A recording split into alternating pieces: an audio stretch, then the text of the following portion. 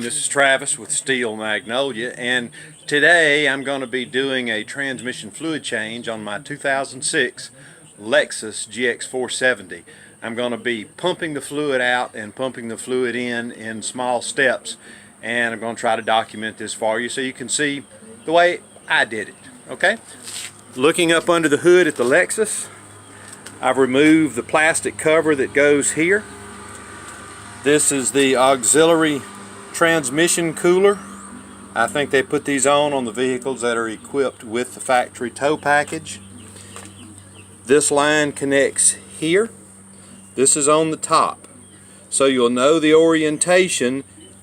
This hose is the return line that goes back directly to the transmission. So it drains into the transmission. This port here, coming out of here, would be coming from the transmission coming up through the cooler system. So this is the one we'll be pumping the old fluid out of, and this is the one I'll be pumping the new fluid into, so it goes back into the transmission pan. When I'm finished, this will be reconnected just like it was supposed to be.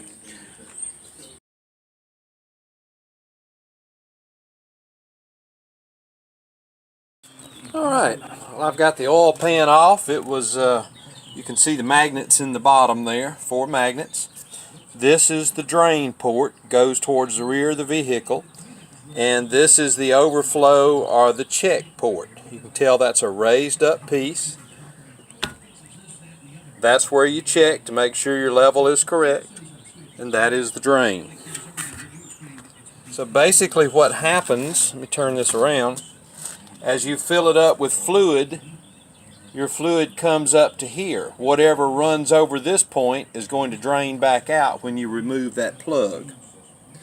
Pretty simple, but you know, dipstick would have been a whole lot easier.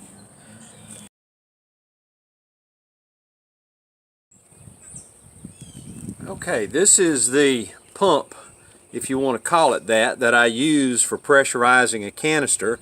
And I had to build a new one so that it would fit the new Valvoline Maxlife jug. Anyway, take a look at how this is made. You can tell I got a larger hose coming in that stops at the top, and that is a 3/8 ID 1/2 inch OD. And the smaller hose is 1/4 inch ID 3/8 OD.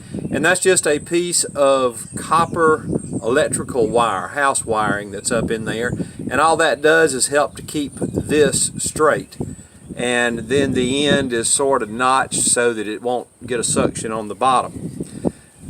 If you look on the cap, you see a third hole.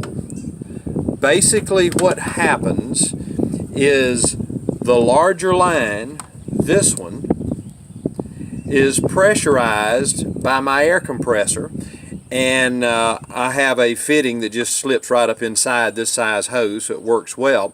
But here's what you want to do. You want to turn the outflow down. You're really not concerned about the pressure, but the outflow to where it's just barely moving air. I mean, you put it up to your ear, you can hear it. You don't want much air coming out of that thing.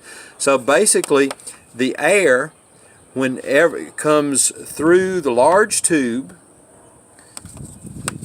this one, and starts pressurizing the canister or the jug that the oil is in, and as it pressurizes the jug, it will then force the oil up the skinny one, and the skinny one will be connected to this hose here, which is the return line going back. So basically this just drains direct into the transmission sump. Now the third hole, what I do with that is that when I'm ready to start pumping, I just put a finger over it to stop the flow of air from coming out, and as soon as I put my finger over that, it slowly starts to pressurize the jug. Anyway, long explanation, but sort of a unique thing, and it works well. We'll look at it again a little later. Okay, I've got my little double-ended fitting. It's basically 2 quick connects put together, so I end up with this fitting here, and that will slide up inside the 3/8 inch hose nicely. But as far as the amount of air that's coming out, I'll let you hear it. It's just barely audible. All right, let's get it hooked up. Okay, I've got my air hose hooked up to this hose. It goes in, and remember, this is the one that's supplying air to this container. This is the hose that goes all the way to the bottom, and it's going into the return line up here by the external cooler. So basically, if you watch what happens, when I cover this, it'll start pressurizing this jug. Now remember, you're only talking, you know, 1/8 of a pound, 1/4 pound. It doesn't take much to move liquid like this. So I'm going to put my finger over it, and immediately within just a second you'll see the fluid coming up. And that fluid is now being pushed into, and I'm letting off with my finger a little bit. I'm just keeping it from overpressurizing the tank. I mean, you certainly don't want that. You just want to make sure that the fluid is still moving.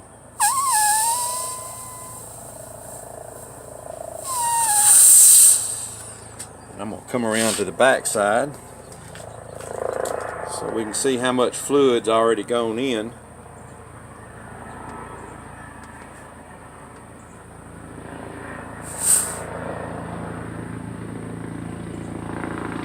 Hopefully you can see the fluid level going down.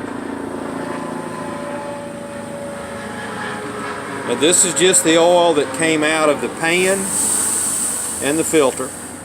Once all this transmission fluid is in, then I'll do the crank it up, let it pump out about 2 quarts, and then I'll pump in 2 quarts back into the system. Okay, I am just about at the end of this first gallon of my initial replacement, but something I want to point out: if you're using this method, put in about 1/2 quart and then let it rest a little bit.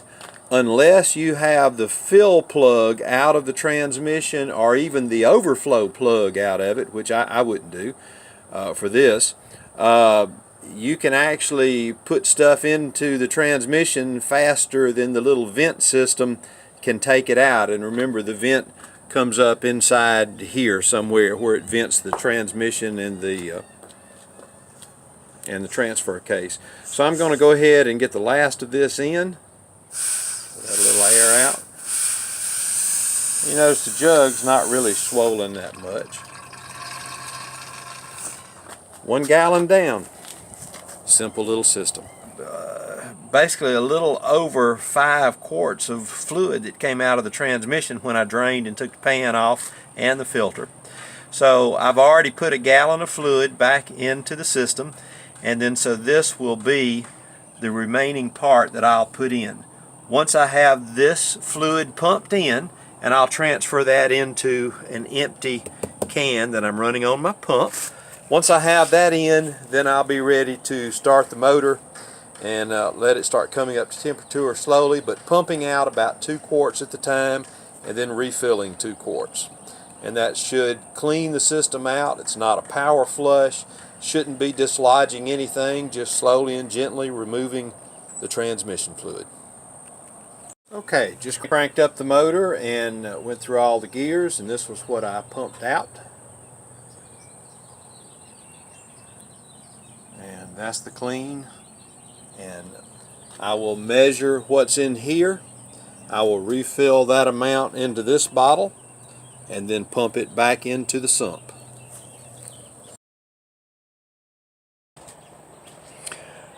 Okay, we're ready to do the second pump out using the engine, getting ready to start.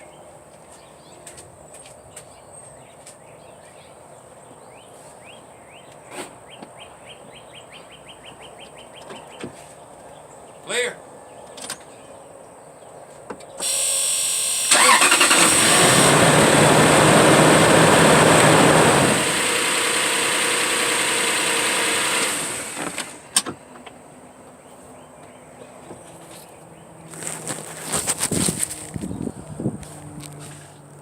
Excellent. Just a little over 2 quarts. Don't think that'll hurt anything. All right, time to drain this, measure it, and pump the fresh back in for the same amount. Well, I got everything finished. Procedure went well, no big problems at all. I did use almost all of the 16 quarts of transmission fluid.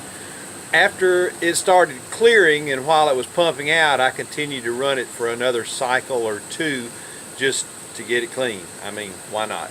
I did use my Toyota Techstream to do the final check, showing transmission temperature. I actually had to drain out about 6 ounces. So over the period of the fill and drain or pump out and refill, I got a little extra in there. But all that drained out, slowed down to a trickle and then a drip, and I plugged her up and was within specs on the temperature for the job. So anyway, very pleased with how all of that turned out, and my thanks to all the people who helped provide the information to make this a success for me. No great mystery to any of it. Anyway, thanks a bunch. Y'all have a wonderful day. This is Travis from the Steel Magnolia.